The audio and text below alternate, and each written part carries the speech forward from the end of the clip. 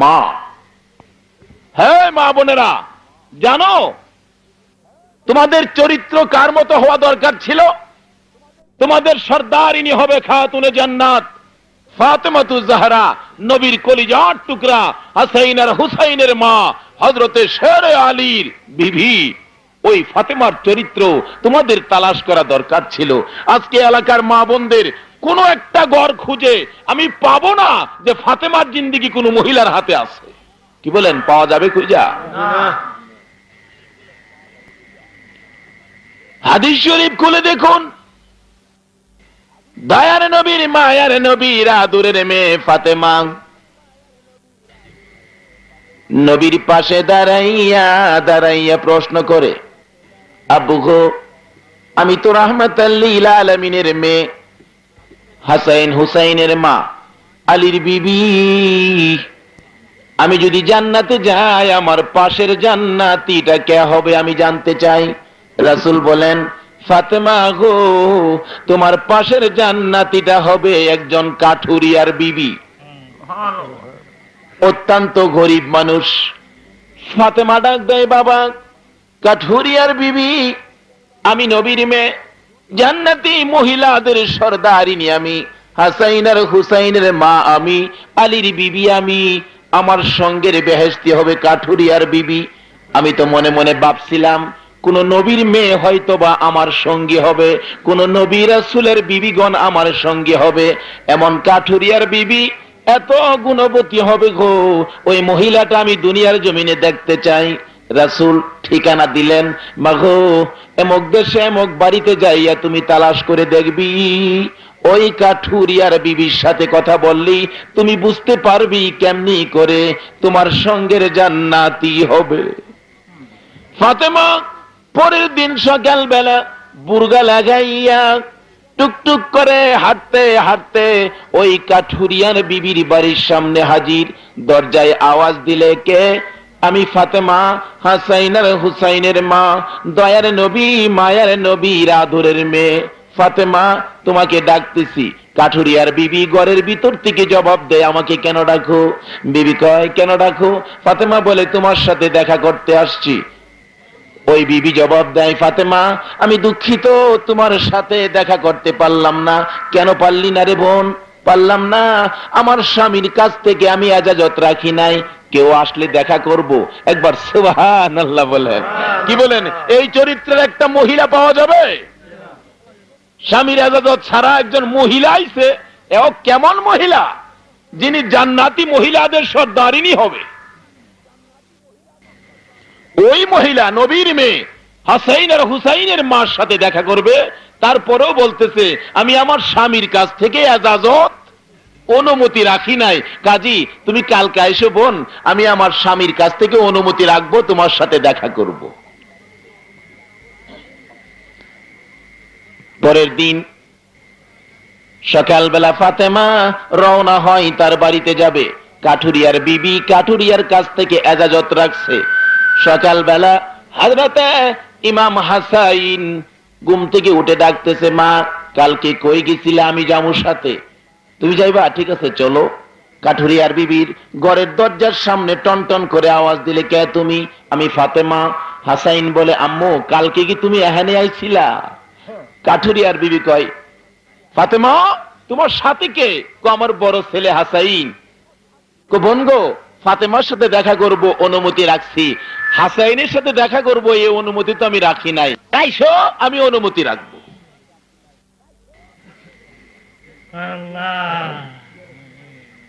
জান্নাতি মহিলাদের সর্দারিনী কাকে বানাইছে? ওই ফাতেমার সাথে কি আপনারা জান্নাতে যাইতে চান? হে মা বোনেরা, একটু জীবনের হিসাবটা মিলান তো দেখি ঠিক আছে কিনা।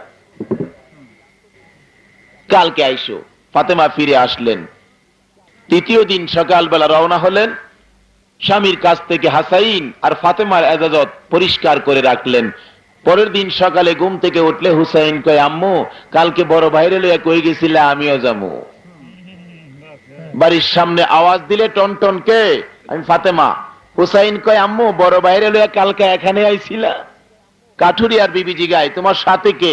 আমার সাথে আমার ছোট ছেলে হুসাইন। বোন গো, দুঃখিত পারলাম না, আমি তো হুসাইনের কথা স্বামীর কাছ থেকে আমি বইলা রাখি নাই। ফাতেমা ডাকতেছে, বোন আর তোমার সাথে দেখা করতে হবে না, আমি একটা খবর তোমারে শোনাইয়া দেই। বোন গো, তোমার এই ব্যবহার করে কত লাভ করেছো, স্বামীর কথা মতো চইলা কি লাভ করেছো, এমন ভাবে পর্দায় থাইকা তোমার জিন্দিগি কত সুন্দর হয়েছে। শুনো, আমি আমার বাবা আখিরি নবী উম্মতের কান্ডারির সাথে কথা বলতে যাইয়া প্রশ্ন করেছিলাম, বাবা গো, তুমি তো নবী সাইয়্যিদুল মুরসালিন, তুমি তো শ্রেষ্ঠ নবী, তোমার মেয়ে আমি ফাতেমা জান্নাতি মহিলাদের সর্দারিনী হবে, আমি ফাতেমার সঙ্গের বেহেশতিটা কে হবে প্রশ্ন করলে তোমার ঠিকানা দিয়েছিলেন, সেজন্য তোমার সাথে দেখা করতে চেয়েছিলাম। এমনি করে যদি স্বামীর ইজাজত ছাড়া তুমি একটা কদম সামনে না বাড়াও, যাই না রাখো তোমার ইবাদত কবুল হয়ে গেছে, তোমার জান্নাত হবে আমি ফাতেমার সঙ্গে। বলুন সুবহানাল্লাহ। আজকালকার সমাজের একটা মহিলা এরকম খুঁজে পাওয়া যাবে? আপনাদের কি মনে হয়?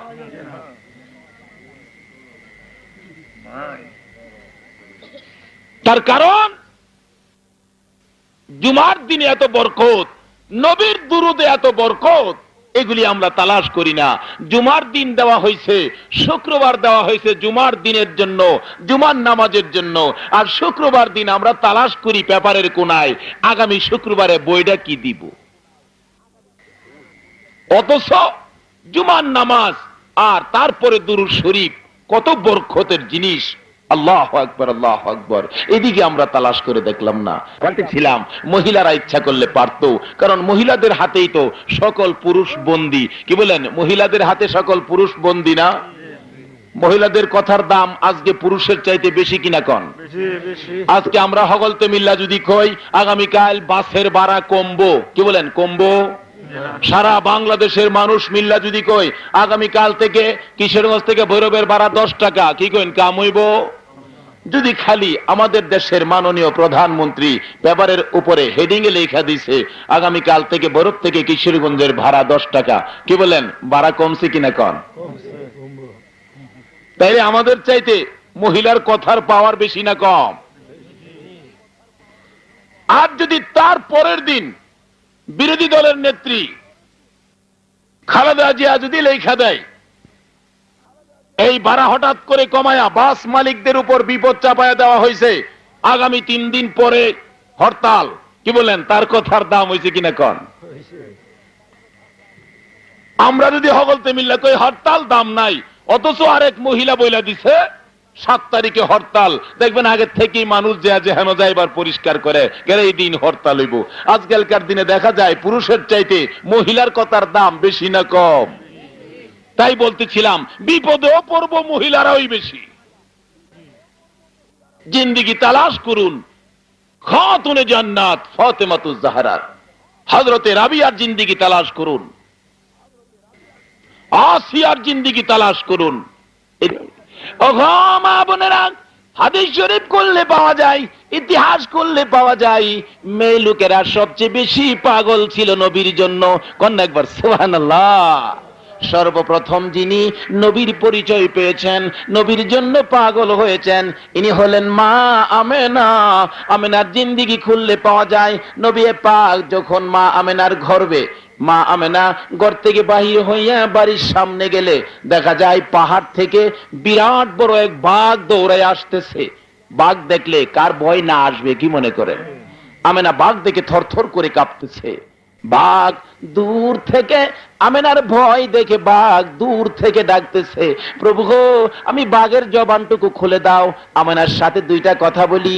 আল্লাহর হুকুমে বাঘের জবান খুলে গেলে বাঘ দূর থেকে ডাকতেছে, আমেনা গো ভয় পায়ো না, আমি বাঘ তোমারে খাইতাম না, শুধুমাত্র তোমার সাথে দেখা করার জন্য আমি আসতেছি। জোরে বলুন সুবহানাল্লাহ। আরে আমেনা, আমি তোমাকে খাওয়ার জন্য আসি নাই, একটা খবর তোমাকে দেওয়ার জন্য এসেছি। তুমি দি রাহমাতাল লিল আলামিনের মা হইতেছো। আমেনা চুপ করে দাঁড়িয়ে আছেন, বাঘের কথা শুনতেছেন। বাঘ রে, বাঘ এমনি করে কথা কয়, ব্যাপারটা কি? আমি জানি বাঘে মানুষ খায়, বাঘ মানুষের সাথে কথা কয়, বাঘ ব্যাপার কি আমি জানতে চাই। কিছুক্ষণ পর আমেনা বলেন, বাঘ আমার দুইটা পায়ে সালাম করে আখিরি নবীর খবর শুনাইয়া জংলায় চলে গেল। শুধু তাই নয়, আমেনা বলেন, আমি কিছুক্ষণ পর দেখি একটা পাহাড় থেকে এক ঝাঁক হরিণী, মতান্তরে এক ঝাঁক বকরি বেরিয়ে আসতেছে, আর একটা পাহাড় থেকে শত শত বাঘ বেরিয়ে আসতেছে। আমরা তাকায় রইলাম, বাঘ একদিকে, হরিণ আরেক দিকে। বাঘ আর হরিণ তো একসাথে কোনোদিন থাকে না, বাঘ হরিণ খায়, বাঘ দেখলে হরিণ পালায়। আমেনা বলেন, আমি তাকায়া দেখতেছি, শত শত লোকেরা তাকায়া দেখতেছে। জংলার বাঘ আসতেছে একদিক থেকে, জংলার হরিণ আসতেছে আরেক দিক থেকে। কাছাকাছি আসে, কেউ কাউকে ভয় পায় না, কেউ কাউকে ধরতে সাহস পায় না। কাছাকাছি আসার পর জংলার বাঘ হরিণের গালের সাথে গাল লাগাইয়া, হরিণী বাঘের গালের সাথে গাল লাগাইয়া ডাকায়। আমেনা বলেন, শিশু নবীর আগমনে বকরি বাঘ একসাথে কথা বলতো, জংলার হরিণ বাঘের গালের সাথে গাল লাগাইয়া নবীর প্রেমে গান গাইতো। বলতেছিলাম, মা বোনেরা গো, মহিলারার মধ্যে নবীর খবর আগে পাইছে, মহিলারার মধ্যে নবীর ভালোবাসার পরিচয় আগে দেওয়া হয়েছে। শুধু তাই নয়, হযরতে খাদিজাতুল কুবরা রাদিয়াল্লাহু তাআলা আনহার জিন্দেগি খুলে দেখুন। খাদিজা বলেন, আমি দেখি উম্মতের কান্ডারি, গুনাহগারের বন্ধু, যার প্রেমে তামাম পৃথিবী, ওই নবী যখন আমার ঘরে আসলেন, এমন সময় দেখি ওই নবীর উপর আকাশের মেঘের টুকরাগুলো ছায়া দেয়। আমার নবী বকরি চড়াইতে গেলে জংলার বড় বড় সাপগুলো আইসা নবীর মাথার উপর ফানা ধরে ছায়া দেয়। এই অবস্থায় দেখে আমি খাদিজা চিনে ফেলাইলাম, ইনি বুঝি আখিরি নবী, উম্মতের কান্ডারি ছাড়া কেউ না। এবার ডাকতেছে খাদিজা মুরব্বীদেরকে, মুরব্বীরা গো, এই ছেলেটার সাথে, মুহাম্মদের সাথে আমি খাদিজারে বিবাহ পড়াইয়া দাও। মুরব্বীরা মানা দেয়, নিষেধ করে। এরে খাদিজা, মুহাম্মদের মা নাই, বাবা নাই, জমি জামা নাই, সয় সম্পত্তি নাই, এমন একটা এতিম সন্তান, এতিম ছেলের কাছে তুমি বিবাহ বসতে রাজি হইছো? ওগো মা বোনেরা, নবীর পরিচয় মহিলারা আগে পাইছে, তোমরা কেমনে গো নবীর পরিচয় থেকে দূরে সইরা টিভির পাগল হইয়া গেছো? খাদিজা বলেন, নবীর পরিচয়টুকু আমি পাইয়া মুরব্বীদের কাছে প্রশ্ন রাখলাম, আমি আমার সম্পত্তি চাই না, মুহাম্মদের সাথে আমার সম্পর্ক জুড়াইয়া দাও। মুরব্বীরা আলোচনায় বসলে মানতে চায় না। মুরব্বীরা, মুহাম্মদের কিছুই নাই, কার সাথে তোমাকে বিবাহ দিব? খাদিজা ডাকতেছে, আসো, পর্দার ভিতরে আসো। আমি খাদিজার সকল সম্পত্তি আমি নবী মুহাম্মদের নামে লেখা দিলাম। জোরে বলুন সুবহানাল্লাহ। আমার সকল সম্পত্তি নবী মুহাম্মাদুর রাসূলুল্লাহর নামে ওয়াকফ করে দিলাম। এবার আমি খাদিজা গরিব হলাম, আমি মুহাম্মদকে ধনী বানাইলাম। এবার বলো গো, আমি খাদিজারে, গরিব খাদিজারে ধনী মুহাম্মদের কাছে বিবাহ দিবানি? বিবাহ পড়াইয়া দিলে নবীর সুখে দুঃখের সঙ্গিনী হলেন খাদিজাতুল কুবরা রাদিয়াল্লাহু তাআলা আনহা। হাদিস শরীফ খুলে দেখুন, খাদিজা যেদিন দুনিয়ার থেকে বিদায় হবে, ডাকতেছে, উম্মতের কান্ডারি গো, আসো, আমার পাশে আসো। নবীজি দৌড়ায় এসে খাদিজার পাশে বসে বসে কাঁদতেছে। খাদিজা গো, তুমি যদি বিদায় হয়ে যাও, আমার সুখে দুঃখে আমার পাশে কে থাকবে? খাদিজা কাঁদতেছে, ইয়া রাসূলুল্লাহ, যেদিন আমার সকল সম্পত্তির বিনিময় রাসূলকে আমি গলার মালা বানিয়েছিলাম, রাসূলকে আমার পাশে এনেছিলাম, সকল বিপদের সময় আমি খাদিজা আপনার পাশে ছিলাম। নবী গো, আমি খাদিজা বিদায় হয়ে কবরে চলে যাইতেছি, আমি চোখের পানি দিয়া বুক ভাসাইতেছি গো রাসূল, আমি খাদিজা বিদায় হলে আপনার সুখে দুঃখে পাশে কে থাকবে? এমন সময় রাসূল কান্দে, খাদিজাও কান্দে। ফাতেমা ছোট্ট, ফাতেমা ছোট্ট মেয়ে দৌড়ে গেছে, মা গো তুমি কান্দো, আমার বাবাও কান্দে। ও মা, কেন কান্দো আমি জানতে চাই। এবার খাদিজা ফাতেমার টাইনা বুকে নিয়ে বলতেছে, মা গো, তোমার এতিম বাবার জন্যই আমি কান্দি। কন্যা সুবহানাল্লাহ। তোমার বাবার চোখের পানি দেখলে আমি খাদিজা সইতে পারি না গো। এমন একদিন ছিল যেদিন আমি খাদিজা সবকিছুর বিনিময়ে তোমার বাবার প্রেমের মালা গলায় নিয়েছিলাম। আজকে আমি খাদিজা দুনিয়ায় থাকবো না, বিদায় হয়ে যাব। তোমার তিন বাবারে কে আদর করবে গো? ফাতেমা মার গলায় ধরে চোখের পানিগুলো মুছতেছে আর ডাকতেছে, মা গো, ও মা, তুমি কান্দো না, আমি কথা দিলাম আমার এতিম বাবারে আমি ফাতেমা আদর করব। আমার এতিম বাবারে আমি ফাতেমা আদর করব, আমি মার মতো আদর করব আমার এতিম বাবারে। এমনি করে ফাতেমার পরিচয়টুকু দিলেন, কেমনি করে আদর করবে।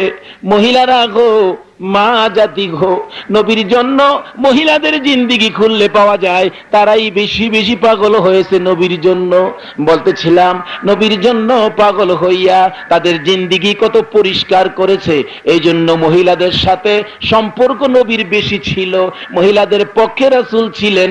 নবীর প্রেমে পাগল হয়ে যেই সমস্ত মহিলারা মাবুদকে রাজি করেছে তাদের জন্য দুনিয়া থেকে সুখবর পেয়েছে। কন্যা একবার সুবহানাল্লাহ। যা বলতেছিলাম এই মহিলাদের কথা, মহিলারা ইচ্ছা করলে এখনো পারে পুরুষদেরকে, সন্তানদেরকে সত্য পথের নিশান হাতে তুলে দিতে।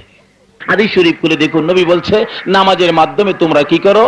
রিজিকের তালাশ করো। যা দরকার নামাজের মাধ্যমে আল্লাহর দরবারে চাও।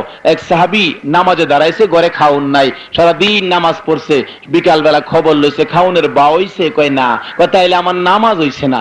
নবী কইছে নামাজ পড়লে হইব, হইছে না যখন, তাইলে আমার নামাজ হইছে না। আমরা হইলে কি করলাম? হইলে আল্লাহ কানা হয়েছে গা, দেখে না বুঝি।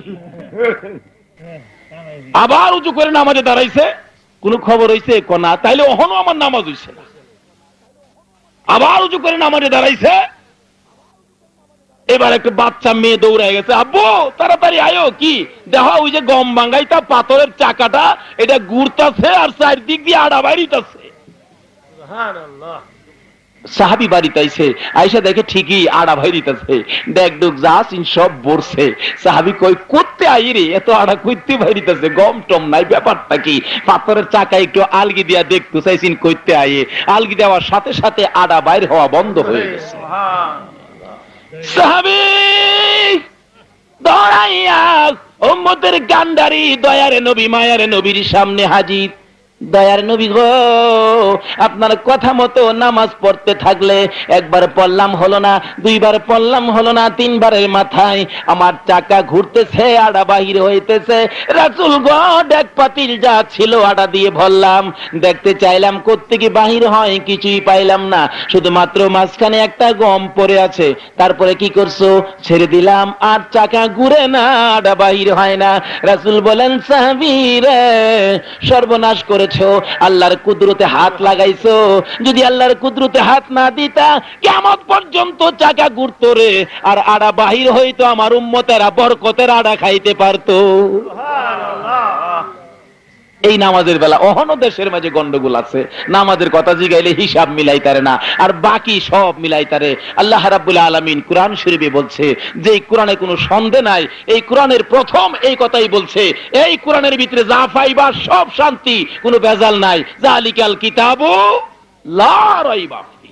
তারপরে কোরআন শরীফের ভিতরেই আল্লাহ ডাকতেছে, ইয়া আইয়ুহাল্লাযীনা আমানু দুখুলু ফিস-সিলমি কাফা, তোমরা ইসলামে প্রবেশ করো পুরাপুরি ভাবে,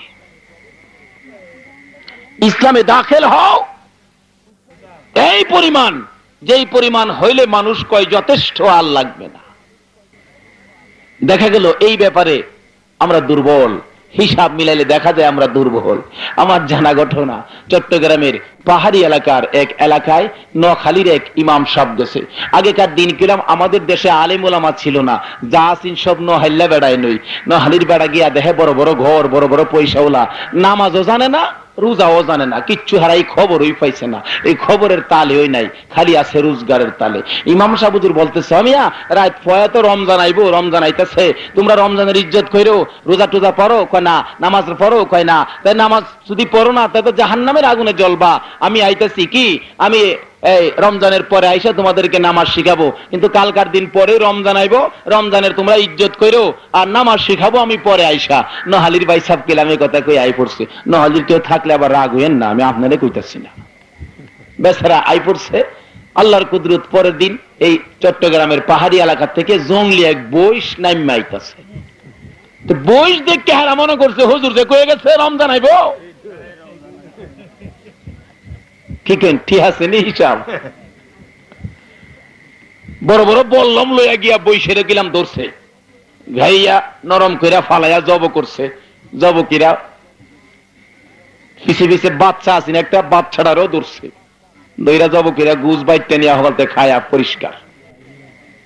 ঈদের পরে ইমাম সাহেব আইছে, তোমরা রমজানের ইজ্জত করছো? অগলতে হুজুর আমরা যে কইছেন কথা সত্য, রমজান তো আইছিন, কি করছো? কমরা অগলতে মিল্লা খাই লাইছি। ইমাম সাহেব কও কি? হ্যাঁ কও কি না খাই লাইছি। আস্তাগফিরুল্লাহ আস্তাগফিরুল্লাহ করে আস্তাগফিরুল্লাহ খাইছি।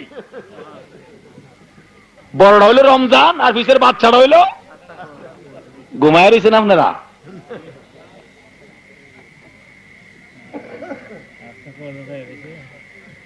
ঘুমাইলে চলবো না হজাক তাহন লাগবো? নবী খবর দিছে আবু বকর, মনে হয় আমার মার দেশ বাবার দেশে থাকতে পারবো না রে আবু বকর, মনে হয় আমার হিজরত করতে হবে, সঙ্গী হবে তুমি আবু বকর।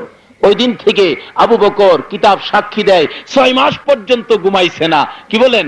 6 মাস পর্যন্ত বিছানাত ফিটই লাগাইছে না।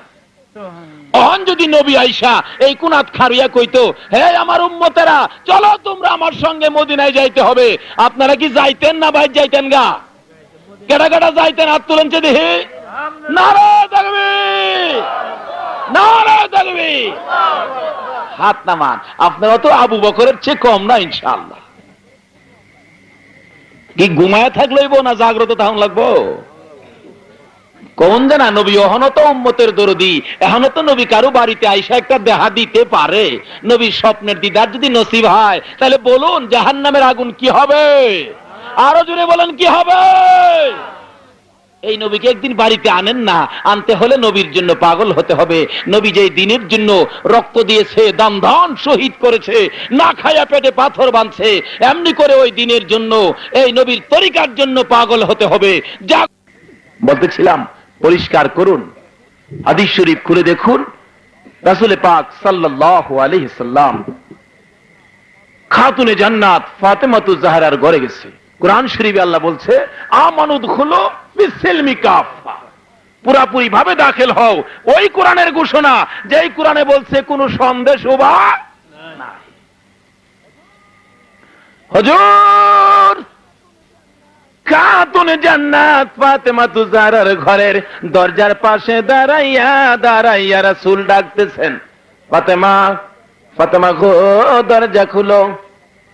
নবী দেখে ফাতেমা বসে বসে নামাজ আদায় করতেছে।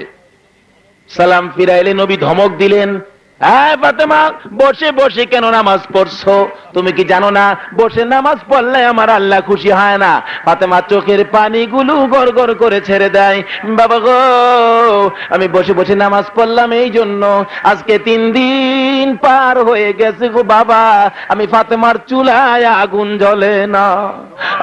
বাবা 3 দিন পর্যন্ত না খাইয়া থাকতে থাকতে আমি ফাতেমার শক্তি কমে গেছে, দাঁড়াইতে পারি না, মাথা চক্কর মারে বাবা গো, তারপরও আমি বসে বসে নামাজ আদায় করি, আল্লাহর একটা হুকুম হয় আমি ছাড়ি না। আমার আল্লাহ কয় বন্ধু গো ফাতেমার নামাজ আমি বসে বসে কবুল কইরা নিছি। সুবহানাল্লাহ। আরে মা বোনেরা ফাতেমার জিন্দেগি তালাশ করো। খাদিজাতুল কুবরা রাদিয়াল্লাহু তাআলা আনহা নবীর জন্য কানলে, ফাতেমা নবীর এতিম বাবারে আদর করবে বলে প্রতিজ্ঞা করলেন, ওয়াদা দিলেন।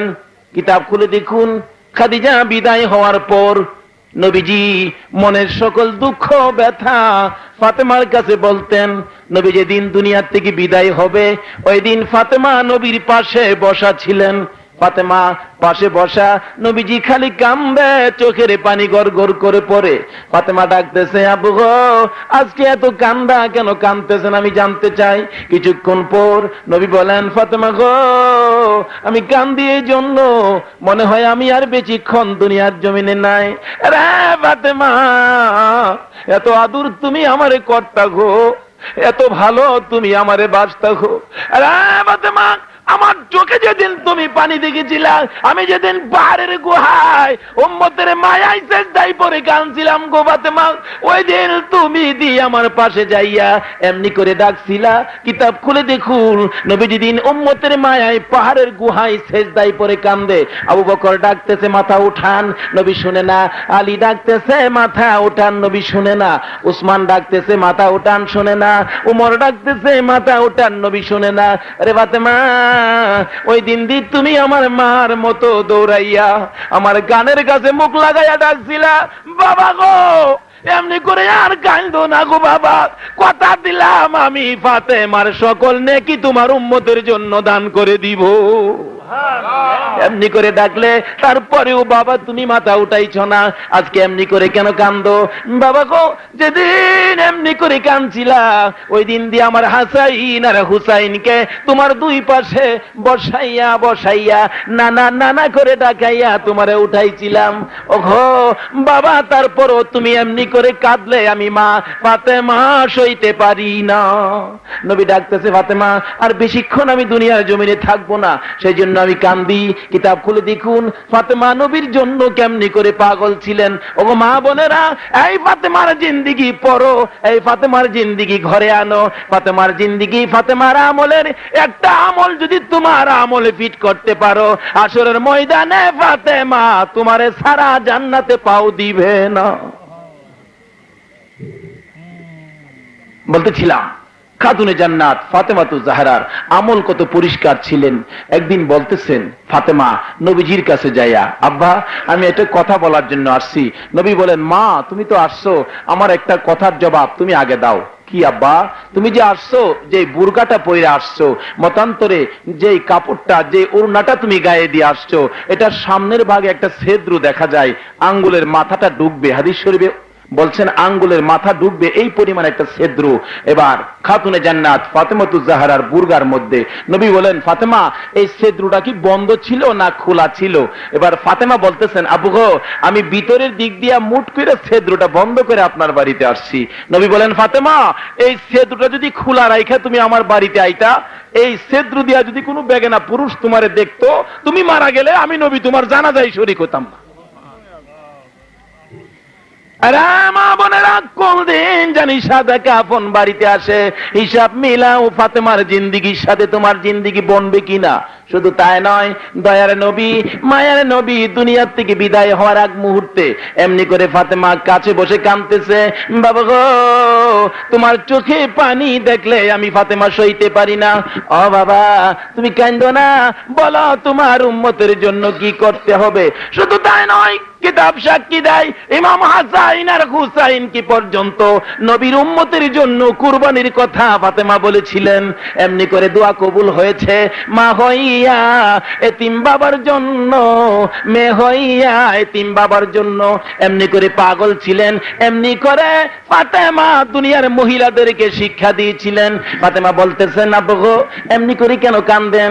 আমার দুই ছেলে কুরবানি করলাম আপনার উম্মতের জন্য, আমি ফাতেমার সকল জিন্দিগির নাকি আপনার উম্মতের জন্য দিয়ে দিলাম, তারপরও আপনি কাঁদতেছেন। ফাতেমা কান্দে, রে বাবা আর কত কাঁদবেন আমি জানতে চাই। নবী বলেন, ফাতেমা আর বেশিক্ষণ তোদের মধ্যে আমি থাকবো না, কিছুক্ষণের মধ্যে আমি দুনিয়ার থেকে বিদায় হইয়া যাইব। দয়ার নবী মায়ার নবী এমনি করে ফাতেমার সাথে কথা বলতেছে।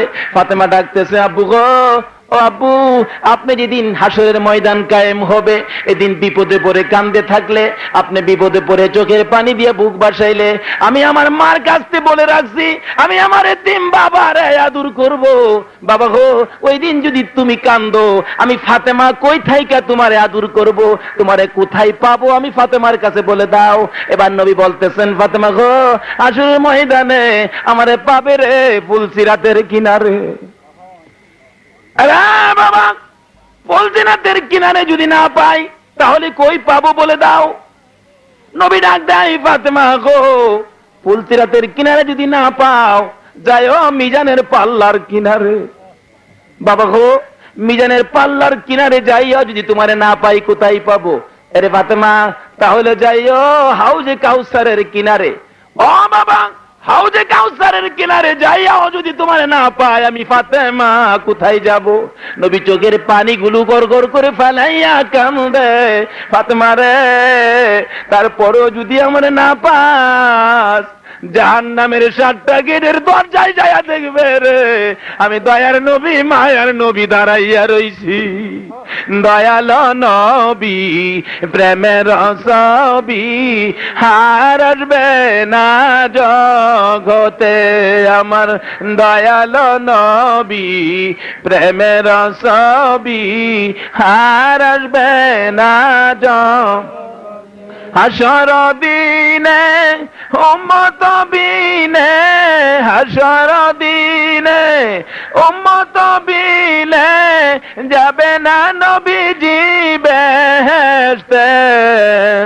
দয়াল নবী প্রেমের ছবি হার আসবে না জগতে, আমার দয়াল নবী প্রেমের ছবি হার আসবে না। বলতেছিলাম ফাতেমা এমনি করে নবীর জন্য পাগল হইয়া, নবীর উম্মতের জন্য পাগল হইয়া নবীর উম্মতের শিক্ষা দিলেন কোন ভাবে চলবে। আমানুদখুলু ফিস-সিলমি কাফা কেমনি করে হবে। একটা সুতা পরিমাণে দিক সেদিক হয় নাই। খাতুনে জান্নাত ফাতেমাতুজ জাহরার জিন্দেগি। হে মা বোনেরা, তোমরাই তো এটাতে বেশি ধরতে হবে, কারণ তোমাদের কাছ থেকে তোমাদের সন্তানেরা শিখবে। বলতেছিলাম খাতুনে জান্নাত ফাতেমাতুজ জাহরার ঘটনা। এমনি করে নবীর জন্য পাগল। এমন সময় নবী ডাকতেছেন, ফাতেমা গো, কান্দিস না, চোখের পানি আর ফলাইস না। এমন সময় আজরাইল নবীর ঘরের দরজায় এসে আওয়াজ দেয়, টন টন। নবী ডাকতেছেন, ফাতেমা দরজাটা খুলে দাও। ফাতেমা দরজার কাছে যায় দেখে এমন একটা লোক দাঁড়াইয়া রইছে, যার পাও দুইটা জমিনে, মাথাটা হবে আকাশে। পাও জমিনে, মাথা আকাশে। এমন একটা মানুষের চেহারা দেখলে কি কন লীল হইয়া থাকবনি মানুষ? বাবারে বাবা, এটা কি? কিতাবে লেখে আজরাইল এত বড় হবে, পৃথিবীর সমস্ত নদ নদীর পানি যদি আজরাইলের মাথায় দেওয়া হয় 4 ভাগের 1 ভাগও ভিজতো না। কন্যা সুবহানাল্লাহ। এত বড় আজরাইল আইব, প্রত্যেকের সামনে একদিন আইব। 32 ফাইরের দাঁত হইব ভাই সাহেব, 32 ফাইরের দাঁত। অহন্ত মাত্র আমরা এই অবস্থায়, যদি 10 লাফাইরের দাঁত লইয়া রাস্তাত কেউ খারো আর ওয়াজ হইনে গেছে, খালি যদি দেখে যে 10 ফাইরের দাঁত লইয়া খাইছে, কোন তাই শক্ত হইয়া মাটি ফইরা গেছে কিনা কোন? আর 32 ফাইরের দাঁত লইয়া আইব।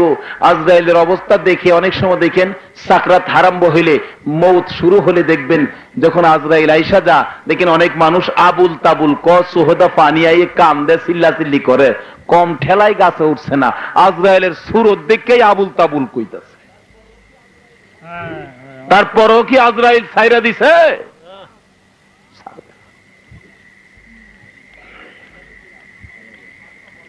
বলতেছিলাম ফাতেমা বলতেছে, আব্বু এই লোকটারে তো আমি চিনি না, এত বড় লোক। নবী বলেন, ফাতেমা গো, দরজা খুলে দাও, ইনি হলেন মালাকুল মউত, কিছুক্ষণের মধ্যে তোমার এতিম বানাইয়া দিব। ফাতেমা চোখের পানি লইয়া দরজা খুলে দিলেন। বাবা গো, তুমি যদি দুনিয়ার জমিনে না থাকো, আমি ফাতেমা কারে বাবা কইয়া ডাকবো? ও বাবা, আমার আজাইন আর হুসাইন পেটের খিদা লইয়া যখন গলা কাটা মুরগির মতো লাফাইতো, তোমার কাছে লইয়া গেলে তুমি না খাওয়াইয়া শান্ত করে দিতা। বাবা গো, আমার হাসাইন আর হুসাইনকে কে আদর করবে? নবীজি ডাকতেছে, ফাতেমা গো, কান্দিস না, আমি দুনিয়ার জমিন থেকে এখন বিদায় হয়ে যাব।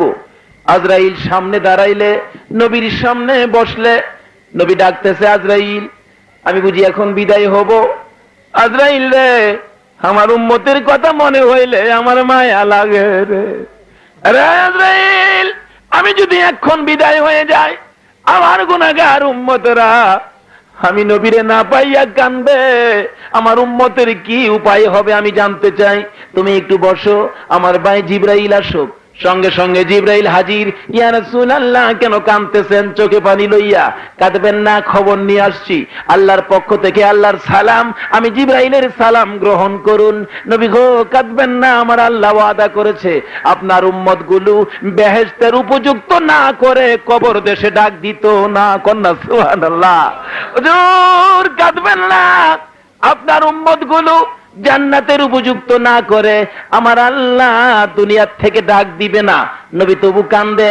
হুজুর কাঁদবেন না, আল্লাহ ওয়াদা করেছে, কসম খাইছে গো নবী তোমার সঙ্গে হাসরের ময়দানে তোমার একটা উম্মত জাহান্নামে নিবে না। নবী ডাক দেয়, জিবরাইল, তাই যদি হয় রে, আমি বিদায় হব রে, আমার মা ফাতেমা কই, আমি ফাতেমার সাথে দুইটা কথা বলি। ফাতেমা নবীর কাছে আসলে ফাতেমা কাঁদতে কাঁদতে চোখের পানি দিয়া বুক বসাইতেছে। কাছাকাছি আসলে ফাতেমা নবীর মুখের কাছে কানটা দাইকা নিলে নবীজি কানে কানে বলছে, ফাতেমা কান্দিস না, আমি বিদায় হওয়ার পর মদিনায় আর কোন লোক মরবে না রে ফাতেমা। সর্বপ্রথম যিনি মরবে, যিনি আমার সাথে দেখা হবে, ইনি হবে তুমি ফাতেমা। 6 মাস পরে তুমি মরবে, আমি নবীর সাথে সর্বপ্রথম দেখা হবে। কান্দো না, তোমার আগে আমি নবীর সাথে আর কারো দেখা হবে না। ফাতেমা কান্দা একটু কমালে নবী দুনিয়া থেকে বিদায় হয়ে গেছে। সমস্ত মদিনার মানুষের চোখে পানি, নবী নাই নবী নাই বলে। হাসাইন কান্দে, হুসাইন কান্দে, মা গো নানা কইয়া কারে ডাকবো। 6 মাস পর্যন্ত ফাতেমা কোনদিন একটু হাসি দেন নাই, শুধুমাত্র কান্দে, শুধুমাত্র কান্দে। কার জন্য? বাবার জন্য। এতিম বাবা দুনিয়া থেকে বিদায় হয়ে গেল, একদিন একটু হাসি দিছিলেন। কয়দিন? একদিন। হে মা বোনেরা, লক্ষ্য করে শোনো, ফাতেমার হাসির কারণটা কি? ফাতেমার হাসির কারণটা ছিল, দুনিয়ার থেকে বিদায় হওয়ার আগ মুহূর্তে ফাতেমার 6 মাস কাছাকাছি হয়ে গেছে। এই অবস্থায় মা আয়েশা সিদ্দিকা রাদিয়াল্লাহু তাআলা আনহাকে ডাইকে বলতেছেন, ফাতেমা, আম্মা আম্মা, আমি ফাতেমা যদি মারা যায়, আমার লাশটা কবরে পাঠাইবেন কেমনে? আমারে পর্দার সহিত কি কবরে পাঠাইতে পারবেন?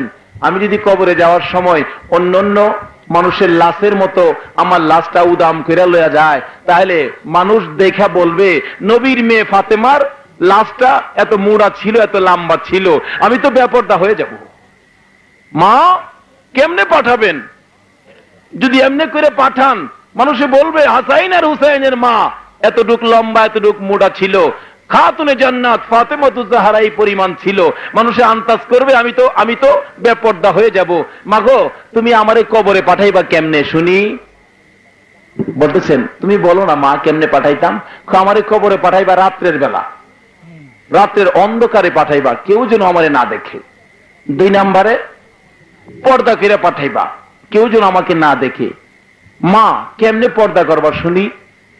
আয়েশা বলতেছেন, খেজুরের ডাল কাইটা সোনের ঘরের মতো এরকম করম কুইপা কুইপা ছানি দিয়া বুঝাইছে, ফাতেমা তোমার লাশের উপরে দিয়া এমনি করে চাল বানায়া দিমু, খেজুরের গাছ, খেজুরের ডাল দিয়া, যেন কেউ দেখতেই না পা। এই অবস্থা দেখা আমি নবীর মেয়ে হাসাইন হুসাইনের মা, আমি ফাতেমা কি এমনি করে পর্দার সহিত কবরে যাব? এই অবস্থা দেখে ফাতেমা একটু হাসি দিছিলেন। বলুন সুবহানাল্লাহ। বলতেছিলাম, খাতুনে জান্নাত ফাতেমাতুজ জাহরার 6 মাস পুরা হয়ে গেল নবী দুনিয়ার থেকে বিদায় হওয়ার সময়। এশারের নামাজ পড়ে খাতুনে জান্নাত নামাজের বিছানায় বসে কাঁদতেছে, বাবা গো, ও বাবা আমার আর কত কান্দাইবা। কাঁদতে কাঁদতে অজ্ঞান হয়ে পড়ে গেছে, ঘুম ঘুম ভাব চোখে আইসা গেছে। রাসূল ডাকতেছে, ফাতেমা রে আর কান্দিস না, তোর চোখের পানিতে আমি নবীর রওজা ভরে গেছে রে। রে ফাতেমা কাল সকালে তৈয়ার থাকিস, আমি রাসূল তোমার নেওয়ার জন্য আসবো। মা বোনের রাখো, ফাতেমার জিন্দিগি তোমরাও যদি আমল করতে পারো, ফাতেমার মতো যদি জিন্দিগি করতে পারো, নবী তোমার নেওয়ার জন্য বাংলার জমিনে আসবে। নবী যদি তোমার সঙ্গী হয়ে যায়, তোমার কবরখানি জান্নাতের বাগান হইয়া যাইব। ফাতেমা ঘুম থেকে উঠে ফজরের নামাজ পড়ে নবীর কাছ থেকে খবর পাইয়া নামাজের বিছানায় বসে চোখের পানি দিয়ে বুক বাসাইয়া কাঁদতেছে। কান্দার আওয়াজ শুনে হযরতে হাসাইন আর হুসাইন দৌড়ে এসে দুই ভাই মিলে মার গলায় ধরে কান্দে। মা গো, তুমি কেন কান্দো এত সকালবেলা? এত কান্দা তো কোনোদিন কাঁদছো না গো মা। বুঝতে চাই, বুঝতে পারিনি কেন তুমি কান্দো। ফাতেমা দুইটা সন্তানের গলায় ধরে দুই গালে দুইটা চুমো লাগাইয়া ডাকতেছে, বাবা হাসাইন, হুসাইন রে, মা কইয়া কারে ডাক দিবি রে? আরে হুসাইন, আরে হুসাইন, তোর নানা মদিনার থেকে আমারে ডাক দিছে, আর বলে আমি দুনিয়ায় থাকবো না। তোর নানা বলে কিছুক্ষণ পরে আসবে রে, আমি ফাতেমারে নেওয়ার জন্য, ফাতেমারে নেওয়ার জন্য আসবে। তোরা মা কইয়া কারে ডাকবি? হাসাইন হুসাইন কাঁদতেছে, মা দরদি হইয়া বাচ্চার দুই গালে চুমাইতেছে। বাবারে কান্দিস না, আমি আদর কইরা যাই, কান্দিস না রে। রে বাবা হাসাইন, হুসাইন রে, তোরা দুই ভাই আমার সামনে আয়। হাসাইনের মাথায় হাত বুলাইয়া ফাতেমা ডাকতেছে, হে হাসাইন, তোর নানা মারা গেছে রে, দুনিয়ায় নাই, কবরে ঘুমাইয়া গেছে রে। আরে হাসাইন, আমি ফাতেমাও বিদায় হইয়া যাইতেছি, তোর ছোট ভাই হুসাইন রে আদর করিস রে। ভাই কইয়া ডাক দিলে তুই আদর করিস রে। এমনি করে কাঁদতেছে, হাসাইন কান্দে, হুসাইন কান্দে। এবার ফাতেমা ডাকতেছে, বাবারে জীবনে কত গোসল করাইছি, গোসলের সময় পার হয়ে যাবে, তোমরা আর কেউ গোসল করাবে না। দুইজনের জন্য পানি আনলেন দুই কলস। হাসাইন কি গোসল করাইতেছে, হুসাইন কি গোসল করাইতেছে। মা দরদি হুসাইনের মুখের দিকে তাকাইয়া থাকে, হাসাইনের মুখের দিকে তাকাইয়া থাকে। হুসাইন একটু পাগলা কিসিমের ছোট ছেলে ডাকতেছে, মা গো তুমি এমনি করি কেন তাকাইয়া থাকো? ও মা, তোমার যাওয়ার থেকে বোঝা যায় তুমি বুঝি আর আমরা দেখবা না, জীবনের শেষ দেখা বুঝি দেখতেছো। কান্দার আওয়াজ শুনে হযরতে আলী রাদিয়াল্লাহু তাআলা আনহু দৌড়ে আসলেন। ফাতেমা তুমি কেন কান্দো? হাসাইন কেন কান্দে? হুসাইন কেন কান্দে?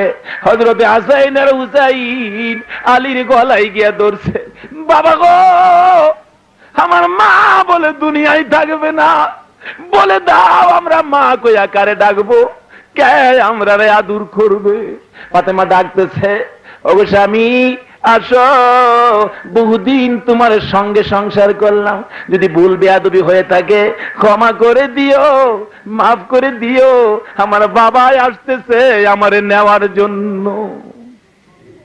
বলতেছিলাম কিছুক্ষণ পর ফাতেমা একটা ঘরের ভিতর ঢুকে দরজা বন্ধ করে দিলে কাছে যারা ছিলেন তারা শুনে ফাতেমা কার সাথে যেন কথা বলতেছেন।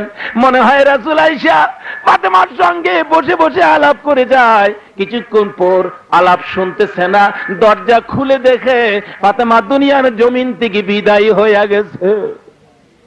কথা মতো আয়েশা যেমনি করে ফাতেমার সঙ্গে ওয়াদা করেছিলেন, এমনি করে ফাতেমারে পর্দার সহিত রাত্রের বেলা কবরের দিকে পাঠাইলেন। হযরতে আবু যর গিফারি রাদিয়াল্লাহু তাআলা আনহু ফাতেমার কবরের ভিতরে নামলেন, নাইমা ডাকতেছেন, আরে কবর তোর ভাগ্য ভালো রে, আজকে এমন একজন ব্যক্তি তোর ভিতরে আসতেছে যিনি হবেন উম্মতের কান্ডারি, গুনাহগারের বন্ধু, নবী মুহাম্মদুর রাসূলুল্লাহর কলিজার টুকরা ফাতেমা। যাস, খামোশ, বেয়াদবি করিস না, কিন্তু কবরের মাটি লড়াছুরি করতেছে। আরে লরস কে রে? জানোস কে আইতেছে? হাসাইন আর হুসাইনের মা। তবু কবর লড়াছুরি করে। কবর থামো, কে আইতেছে জানো? শেরে আলী, আল্লাহর ভাগ যিনি, আলীর বিবি ফাতেমা। তবু কবর লড়াছুরি করে। 4 নাম্বার ডাক, আর কবর তিনবার করে নিষেধ করলাম, শুনলি না, এত দোহাই দিলাম, মানলি না। কবর রে, জান্নাতি মহিলাদের সর্দার যিনি হবে সেই ফাতেমা তোর মাঝে আসতেছে।